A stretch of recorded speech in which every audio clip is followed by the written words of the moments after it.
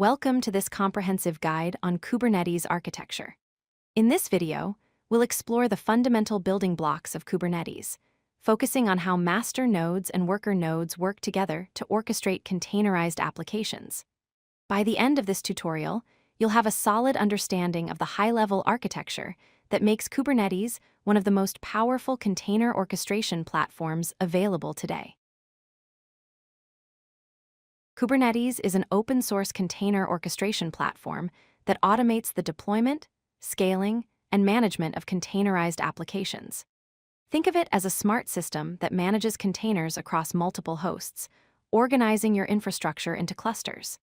It provides high availability, meaning your applications stay running even if something fails, and scalability, allowing you to easily handle increased workload by adding more resources.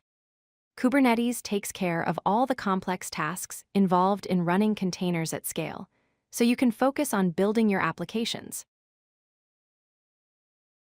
A Kubernetes cluster is divided into two main components, the control plane and the data plane. The control plane, also known as the master node, acts as the management layer of your cluster.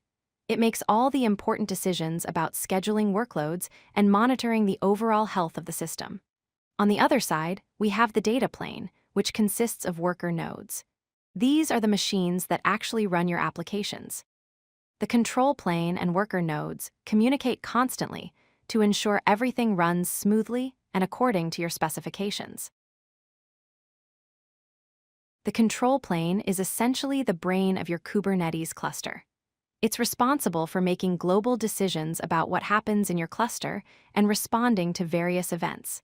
For example, when you want to deploy a new application, the control plane decides where to run it.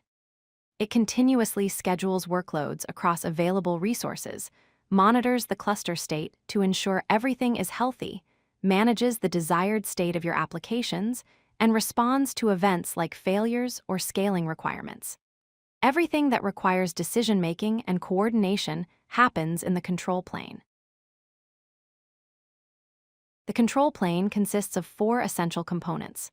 First is the kube-apiserver, which acts as the front end for the control plane and exposes the Kubernetes API that you use to interact with your cluster.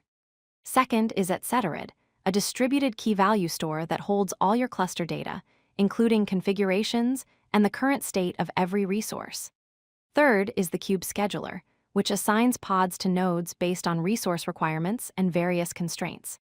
Finally, there's the kube-controller-manager, which runs multiple controller processes that regulate the cluster state and ensure that the actual state matches your desired state.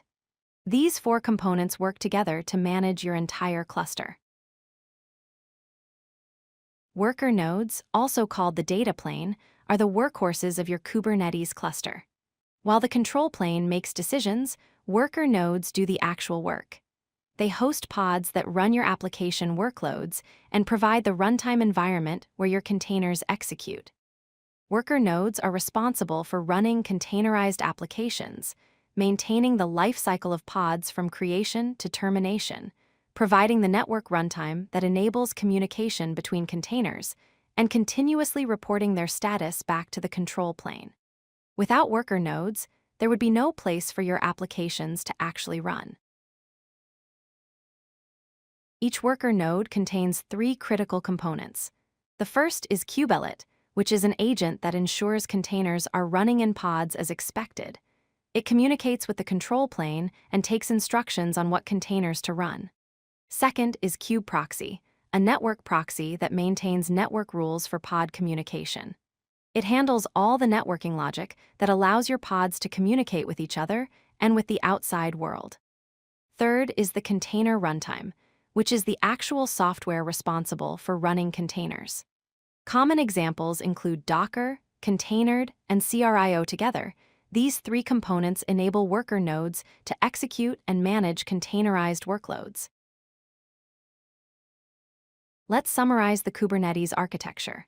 On the control plane side, we have four key components: kube-apiserver for API access, etcetera for data storage, kube-scheduler for pod placement, and kube-controller-manager for state management.